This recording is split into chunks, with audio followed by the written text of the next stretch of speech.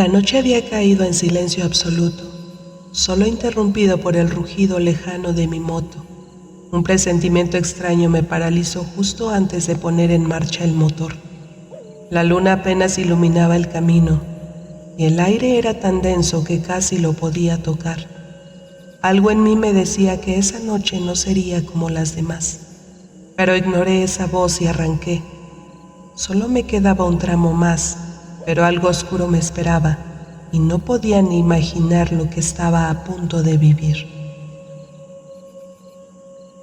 Bienvenidos a la zona de pánico, donde las historias, el misterio y yo te acompañamos. Si alguna vez has sentido que el miedo se puede tocar, esta historia hará que lo entiendas de verdad. Comenzamos.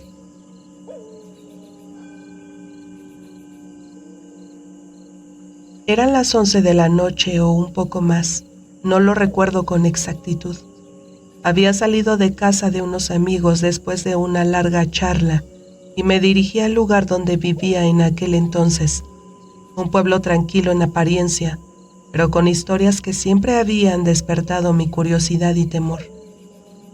Apenas encendí la moto, algo dentro de mí me dijo que esa noche sería diferente. Me negué a hacer caso.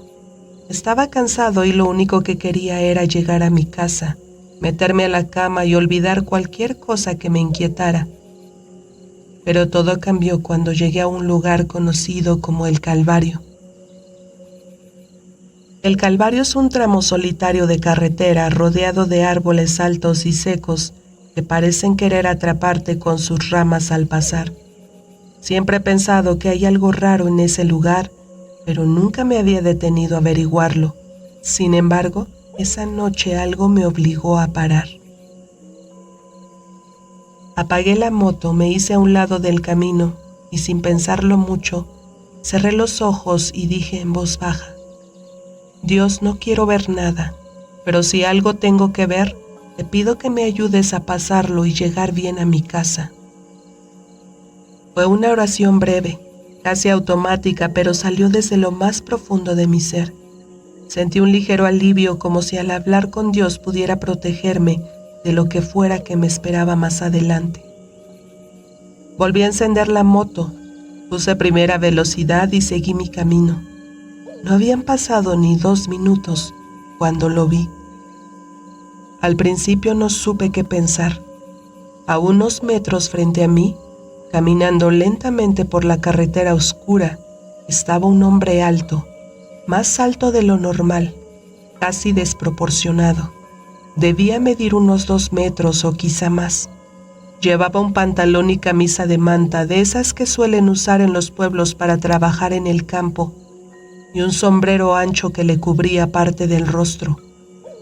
Lo más extraño era el bastón que llevaba. Era más grande que él. Parecía hecho de madera vieja, gruesa, como si lo hubiera arrancado directamente de un árbol. Mi curiosidad pudo más que mi miedo y bajé la velocidad al acercarme. No sé por qué lo hice. Algo en su vestimenta me parecía fuera de lugar. Creí que tal vez estaba disfrazado o que se trataba de alguien que venía de alguna fiesta, aunque todo en su apariencia era demasiado extraño.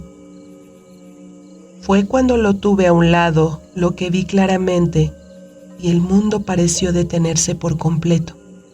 Su cara. No podré olvidar ese rostro.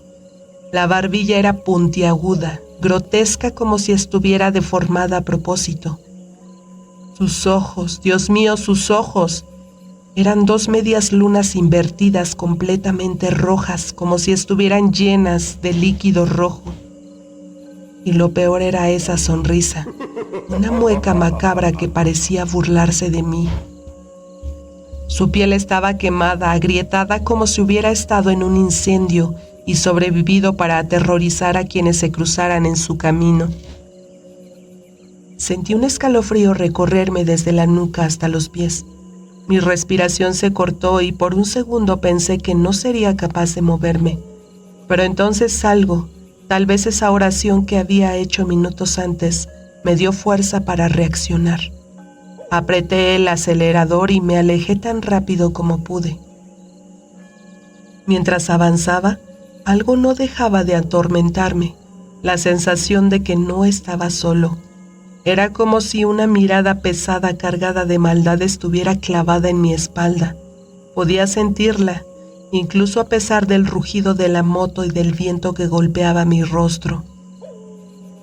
Empecé a rezar en voz baja, apenas murmurando palabras que ni siquiera sabía si tenían sentido. Lo único que quería era llegar a mi casa, cerrar la puerta y olvidar todo lo que acababa de pasar. Pero la pesadez no se iba. A medida que avanzaba, el frío se hacía más intenso, como si ese hombre estuviera detrás de mí, siguiéndome, esperando el momento adecuado para atraparme. Cuando finalmente llegué a casa, casi derrapé a la entrada del patio. Apenas apagué la moto, corrí a cerrar la puerta, como si eso pudiera mantenerme a salvo. El corazón me latía tan rápido que sentía que se me saldría del pecho. Sin siquiera pensarlo, fui a la cocina y agarré un pedazo de tortilla fría que estaba sobre la mesa. No sé por qué lo hice. Tal vez necesitaba algo que me hiciera sentir que todo estaba normal, que estaba a salvo, que estaba en mi casa.